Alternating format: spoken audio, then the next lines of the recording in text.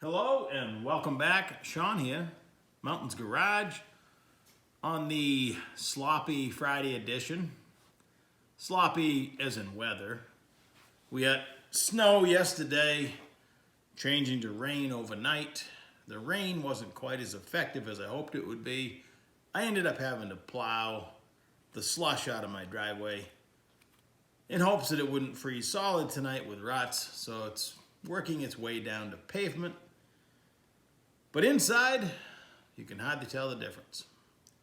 And this video is all about my JMR bender, but with everything I've learned about benders in the last month, I thought, if nothing else for my own future reference, I'm going to tell you everything I know that I didn't know before about this style bender. Just to quickly bring you up to speed, I originally had purchased 4 or 5 years ago an affordable bender. That's the brand. It's a tower style. I showed it a few videos ago. I recently also picked up the Speedway version of the same thing. The little affordable bender did a good job. It was compact, easy to store, and while the radius, you had no choice, it was 7-inch, I believe, it did a pretty good job with very little deformity of the tube. Some deformity is going to happen. It's how much and if it wrinkles the tube or not, especially I originally was building a mild steel car. I was bending mild steel tubing. Now I'm bending chrome moly, which is thinner. So wrinkling can be a concern, and I did experience some wrinkling with my Speedway bender. Now, for reference, that Speedway bender with 5 dies is right around $1,000. So I hate talking money, but I'll get questions anyway, so if the price of things happens to come up, so be it. I hadn't done my homework when I bought it, again, 4 or 5 years ago. If I had, I probably would have bought something similar to this. Now, if you know an old fabricator who used to build either stock cars or drag cars, you know, from the 70s on, Hossfield was probably one of the original ones, and one that others have pretty much copied. There's been lots of different versions of the same style rotary draw bender, where you have a die and a shoe that follows and a clamp to hold it in place and some way to power it. JD squared is probably the most popular bender out there. It's very important to note, for some of the things I'm going to talk about, that the die set, which comes with the clamp, the die itself, and the following shoe, is specific to the bender model. They are not universal. Even within brands, if you shop, the dies are specific for each bender. So while they all drop in with pins and look like they'd probably do the job, it's the spacing and how far the shoe is away from the die as things rotate as to how your bend quality is going to come out. So while they all kind of look the same, you could get into trouble in a hurry. The easiest way to get in trouble right now, if you shop online on eBay or Vivo, whatever the name of the company is, for $199, they list a bender similar looking to this, but I believe it is a copy, and it could even be the same one that Woodwood Fab sells for $400 or $500. We're talking just the bare black piece. The iron die sets are always separate unless they have some kind of package deal you're going to buy. So you get just the arms, forearms, and the pins, and all of these, while close in style, are built different ways. This particular one, the JMR, has Delron bushings in between the pivot. A lot of them have bronze. Some have no bushing whatsoever. Will you ever wear it out? Unlikely, but I think as far as being smooth, a bushing in the pivot is probably a good idea. So if we call that $199 wonder, which I almost want to buy it and buy some dies and another hydraulic cylinder and try to make it work just for fun, I'm not going to. So the bender itself, depending on whose brand you buy, JD Squared, JMR, Woodward Fab, Pro Tools, Rogue Fab, theirs is different. It stands up the other direction, but you're going to buy just the bender itself anywhere from, the $199 we talked about. This one was $399, upwards $400, $500, $600, $800 for just the bender itself, and it will come with a mechanical handle. This is a mechanical bender. You physically have to do it yourself. You kind of like rowing a boat. That mechanism is involved in here, right here actually, and well, do your research. With that style, you have to bolt the rig to the floor, and I don't want that. So it's not that I don't mind the physical exercise, and it would be a whole lot cheaper and simpler not to have hydraulics. In the end, hydraulics is what I wanted because I want to be able to roll it around and not have it anchored to the floor, taking up space and have an anchor sticking out of the floor. Not something I want. Your die sets come in either pipe dies for bending pipe or tube dies for bending tube, and they also have it for square tubing and whatnot. So there's usually a very good array, and also you choose the bend radius, 3, 4, 5, 6, 7 inch, and you have to double that to actually make a 180. So if this is a 3-inch die, it's going to make a 6-inch hoop if you can go 180 degrees, because they come 120 and 240 is common because you need to bend slightly beyond 90 to make a 90-degree bend, because the metal wants to return. It has memory, spring back. So you have to go beyond your target and let it spring back to your goal. And most all of them have a scale and some kind of pointer you attach. And when you take the backlash out of it, set it to 0, it keeps track of where you are in your bend. And the way these work, whether you're doing it manually or hydraulically, this is your drive pin. There's different holes in the die itself. As the cylinder strokes, you stroke it all the way to the end of the piston. Take a little relief off it, pull this out, let everything return. You drop it back into the next hole, and you go until you meet whatever criteria you're trying to hit. For a stand, I just took an engine stand that I had, made an adapter out of a piece of angle iron, drilled 2 holes, and here we are. Now let's talk about the fun part. I could name this video how to put hydraulics on your tubing bender, because I've done enough research to the point my head hurts. So your options are, regardless of brand, like the night I bought this JMR, I knew that Swag Off-Road made 2 style of adapters to put that cylinder on, that engine crane cylinder from Harbor Freight. I was soon to learn. The following Monday, I bought that stuff on a Saturday night. Cost me over $300 for the cylinder and the adapter. That Swag Off-Road themselves contacted me and said, hey, those Harbor Freight cylinders are pretty much unavailable, and we have a list of a few others that are 80 millimeters on the external part of the cylinder, which it has to be to fit their adapter. A lot of these air-powered engine crane cylinders look similar, but they're too small or too big. It won't fit that clamp style adapter because they have to clamp around the cylinder. That's also a huge cylinder, and they offset it out here quite a ways. It's not going to make your bender any more compact. And for instance, JMR, who's been building benders for 30 years, by the way, and also build hydraulic cylinders for other people, he made an excellent point that this cylinder was never made to operate laying down. In fact, it will only work with the knob that you release it pointing straight up. If you turn it on its side either way, it will get airbound and sometimes it gets airbound on its back, which prompted them to want to make a cylinder in a similar price range to replace it.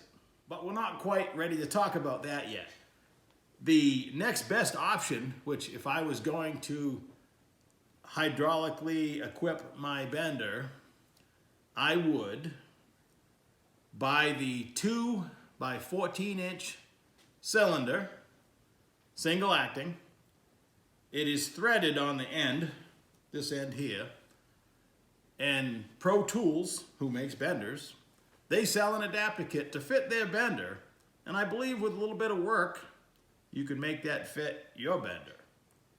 You may have to adjust how fat the adapter is, but they sell you, because that's a like 2 1/4 8 thread. It's an odd thread, you know, that the cylinder is going to thread into, because you have to anchor the cylinder somehow.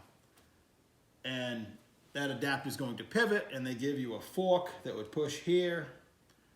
They don't give you any style of return spring, but that 2 by 14 cylinder does have an internal return spring. There's 3 or 4 available. For around $300 gets you a offshore one, and for about $500 or $600, depending on where you shop, you can get one made in America. Plus $180 for the Pro Tools adapter. They're the only one that I'm aware of that sells that threaded adapter. Now, if you have a machine shop or really good on a lathe, maybe you can make your own. And there's an internal thread in the cylinder to make your pushing fork on. So it's going to require quite a bit of work, and you're going to spend $400 or $500 to go that route. So we were $300 with the Harbor Freight cylinder if you could find it. Now we're at $500-ish if you're going to go the other most popular route. So I was quite happy when I was on the phone with JMR discussing dies. They actually called me and asked me a couple questions about why I chose the dies I chose, which started an excellent repertoire between us. He says, hey, I have a prototype cylinder for that bender, and it was $300. I don't know if that's going to be the final price, but judging by what I just told you, that is the lowest cost option that I have found, and it comes with a nice adapter. These studs are on either side of the cylinder. It hooks directly into their bender, and I'm sure with some adaptation you can make it fit others. It's a compact cylinder. It's only 12-inch stroke. It was a no-brainer for me, so I went ahead and bought it. I finally received everything. I painted everything you see black. It didn't come this way. It was raw metal. That's the one I bought. They sell one that's powder coated. I did not buy that one. I bought the cheaper one. And I had painted the cylinder body, assembled it, and when I first used it, there's a bleed hole on the dry side of the cylinder. Again, you have to bottom that cylinder out every time to get the maximum stroke to get into the next hole for your drive pin. It started squirting oil out of it after a couple strokes, and it got increasingly worse. Now, they were on it. No messing around. Again, they haven't done anything special for me. I'm just telling them the facts like they are. It's Christmas week, headed into New Year's.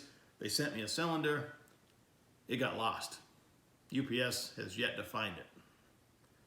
So I waited, through 4 or 5 days, called them up, and they put a trace on it. And then 3 day aired me another one, which this is the one.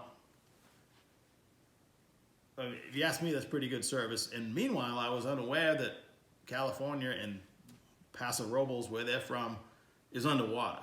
They've got some biblical rain out there, and their shop is underwater even. You would never know it by talking to them on the phone. It was only a conversation where it came out. They weren't making excuses. They were doing everything in their power, despite being basically nobody in the shop, to make it right. So I got my cylinder midweek this week, my second cylinder, third cylinder, one's missing still. And I put it on, and when I originally set it up, I found the pins in 2 of my dies were frustratingly tight, and in this 1-inch die, it was impossible to put the pins in. So they've been nothing but helpful once again. They're actually sending me another 1-inch die. But I went ahead took my bandsaw, cut this tab 85% through, so there was a kerf, and basically moved the tab over just that width and re-welded it, and it was functional. However, not to be satisfied, the JMR has called me every day this week because they've done some research and they found that this die somehow snuck through quality control. It's also probably never been paired with this cylinder, so when you're manual, there's more backlash. This problem never came to light. And in conversation, if you'll notice, if you're really paying attention, this cylinder was out here. Now I have it in here. I had done some measuring and he suggested, because they had tried it yesterday in their shop, because I was running out of stroke to get my drive pin in the next hole and everything was super tight, and they wanted more return spring. This is a return spring here. I'll get you a close-up. I promised I would last time and didn't. So by moving the return spring outboard and the cylinder inboard, I get more stroke. It gave me more room. Now my pins drop in like they're supposed to, and I have way more stroke than I need to get engaged the next hole in my die, which is awesome, and they're still sending me another die. I'm hoping for a little better bend quality in my hoop. They discovered that maybe this wasn't cut deep enough as well, so I'm going to have another die to try, but I bought 3 dies. I bought 1 inch, 240 degrees, so I can make drive shaft loops like this. 1.25 inches and 1 5/8 inches, which is the main one I want to work with, and I've been practicing with that, and that is a whole nother subject. Okay, we'll do a quick walk around of the bender. Also a good chance to check the mic on my new phone. So this is just a piece of 1-inch tubing I used for setup when I was trying to make all 3 pins fit comfortably. The cylinder, I have not painted the body yet. They had even provided me the correct fitting, asked me what I needed here. 3/8 male is what I had, so that all came with it. They have a beautiful billet adapter, which actually has a logo on one side that you could no longer see now because I had to move the cylinder inboard and the return spring, which is like a giant recoil spring, and it stretches all the way out and back, but it fits better in this position and has more power. So simple adapter I made, and this is the 1-inch die. If I can get this pin out without knocking it over, you can see in there I cut and re-welded it. It was already welded there, so now that it's moved, you cannot tell I did anything, which is always a good thing. I love that they give you some information on how to calculate the length of consumed tubing in a bend, how to figure centerline radius, circumference of a circle. Look, this pi. They told us in school that someday we'd need that, and there it is for building hot rod stuff. I also like that they give you degrees, negative of 0. So if you know your spring back for whatever material you're using, let's say 1 inch pops back 3 degrees, well, just start your pointer here and then go to whatever number, and it'll be direct reading. If you remember, I wanted to run this electric pump setup, but have decided the air over hydraulic is better. My decision on which pump was easy because the electric pump has a rocker switch that you can run with your foot, but you have to hold it out. In either case, you have to hold it to make the cylinder go out, and that is normal and expected. You wouldn't want it just going by itself. You'd probably stroke too far and your bend would not be what you want. But the return on the electric pump was slow for whatever reason. I believe it's because there's a restriction in the block itself on the return side, and you also had to hold the rocker switch the whole time. The air over hydraulic, it locks in return. I can just touch it with my foot, it stays returning. You can just grab a hold of the pin, drop it in, and do everything, you know, not hands-free, but feet-free. So it's actually easier, and the performance is just as fast, almost, as the electric. It's more compact. I'm less likely to drop something on it, which was a fear. The gauge on the electric pump was right under where I'm moving the die in and out. And if it's possible for me to drop something on it, I probably would. So in this case, I just grabbed the pump and put it on the floor anyway, where I was not doing that with the electric one because it had the little rocker switch on a cord. Now I just grab the pump, set it on the floor wherever I'm working, and it works fine. I'm still a little bit gun shy of the exhaust port on the dry side of the cylinder because it was chooching oil out at me before. And again, you got to run that cylinder all the way to the end so the pump strains, you know.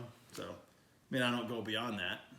And in theory, I guess you could hold it on there, but I'm not going to. But I don't, you know, it was a freak that the cylinder leaked in the first place. They build, again, cylinders for John Deere and Caterpillar. They make many cylinders, and they chose all the high performance stuff that they wanted to use in this to make a nice cylinder. So it's a freak that I got one that leaked. So far this one is dry as a bone. So getting past all that, now it's actually functional. And yesterday I wanted to make a drop cross member. It's my 6C bar. It's going to be under the engine. I'm connecting two pieces of frame rail that are already there with square flanges, chromoly flanges. So this piece will drop out. Now, there's information available to do math here. If you're really smart, you could calculate all that. And a matter of fact, I got to give a shout out to a channel I just started watching. It's Kiefer's Hot Rod Shop. Keefer''S. Kiefer's Hot Rod Shop. I think he's probably in North Carolina-ish. I don't know his history. A young kid with a giant mane of red hair. Don't let his looks, you cannot judge a book by its cover, not that you would. This kid is smart. He puts all his math for you to figure out. He has got this figured out. Again, he shows you all his work. And the work that kid did, he's building a 3rd Gen Nova chromoly chassis. He has a, I believe it's a JD squared bender electric, and you just got to check it out for yourself. I don't often give too many shout outs, but Kiefer's Hot Rod Shop, he doesn't even have 1,000 subscribers yet, so do him a favor by subscribing, and while you're at it, click mine. But wow, the kid's a genius. So I find him inspiring. I can't wait to see more of this perfection level that he's working at. He will adjust and measure, and he doesn't, close enough is not in his vocabulary. It's inspiring. Another man who I'm inspired by is Dennis Taylor, Alex Taylor, if you know who she is. This is her dad, who built the 55 Chevy that they've run on Drag Week and Rocky Mountain Race Week and whatnot. I'm sure if she isn't famous enough, check him out. He's on her channel a lot, building stuff. That guy he built the 55 with her help in, 3 months? From nothing, from an old car they had out back. I believe he can probably do it by eye. I mean, I'm inspired by the Kiefer kid who can actually figure it out, because that's smarter than my level. That's beyond my pay grade at this current point in time, I guess. So, but then you watch Dennis Taylor do it, and he would do this just by looking at it, because he's done it a lot. Now, this is yesterday, my first time actually bending stuff with it. And the first one, I didn't give it enough droop. I mean, I was using pretty simple math. I bent this one with spring back of like 44 degrees and bent these about 24 or 5. So there'd be, 40, 20, and 20 is gonna come out straight again. And I gotta give myself credit when I line it up on the bench. It's straight. And I did it all by eye.